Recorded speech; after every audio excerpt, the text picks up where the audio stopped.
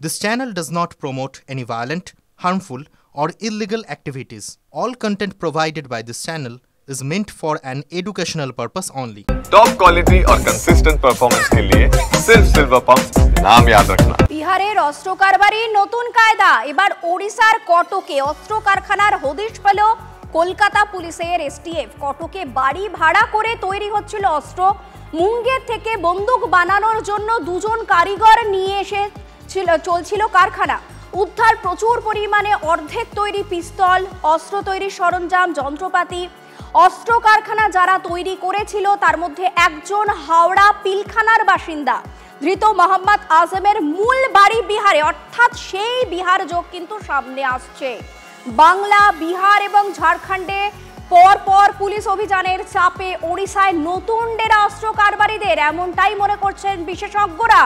তার কারণ বাংলার সঙ্গে বিহার যোগ এর আগে বারবার সামনে এসেছে।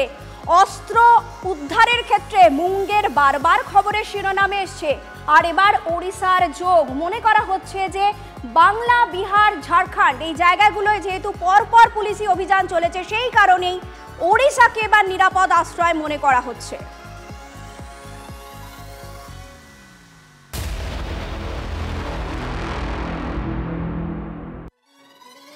প্রাথমিক নিয়োগ দুর্নীতিতে শ্বশুরের বিরুদ্ধে রাজসাক্ষী জামাই।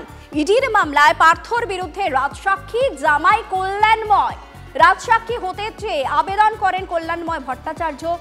বিশেষ ইডি আদালতে কল্যাণময়ের আবেদন মঞ্জুর হয়েছে। দুর্নীতির অভিযোগ থেকে অব্যাহতিরও আবেদন কল্যাণময়ের।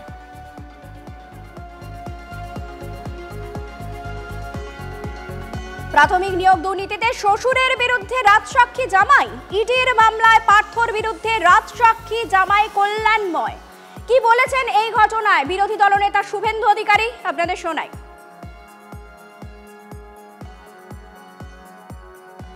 কি বললেন কল্যাণময় ভট্টাচার্য? ইডির প্রাথমিক তদন্ত ওয়াইজ সিদ্ধান্ত অনেককে দিয়ে তো করিয়েছে, হয়তো ভাগ অল্প স্বল্প পেয়ে থাকতে পারে, কিন্তু অনেককে দিয়ে করিয়েছে। রাজসাক্ষী হতে চেয়ে একেবারে আবেদন করেন কল্যাণময় ভট্টাচার্য। বিশেষ ইডি আদালতে কল্যাণময়ের আবেদন মঞ্জুরও হয়েছে। এই ঘটনায় একদিকে অধীর রঞ্জন চৌধুরী, অন্যদিকে কুণাল ঘোষ কি প্রতিক্রিয়া জানিয়েছেন, ব্যাক টু ব্যাক শোনাবো আপনাদের। জামাইয়ের মনে হয়েছে যে শ্বশুর মশাই বেশি বেশি অন্যায় করেছে, তাই হয়তো সাক্ষী দিচ্ছে। বাংলা এরকম ঘরে ঘরে প্রতিবাদ হোক, আমরা চাই, কিন্তু শুধুমাত্র পার্থ চট্টোপাধ্যায়কে দিয়েই এ সমস্যার সমাধান করবার কোনো প্রচেষ্টা সফল হতে পারে না। পার্থ চট্টোপাধ্যায় সেও কিন্তু একটা যদি হুইল হয়, সে হুইলের একটা স্পোক। হুইলটা হচ্ছে দুর্নীতির হুইল, দুর্নীতির চক্র।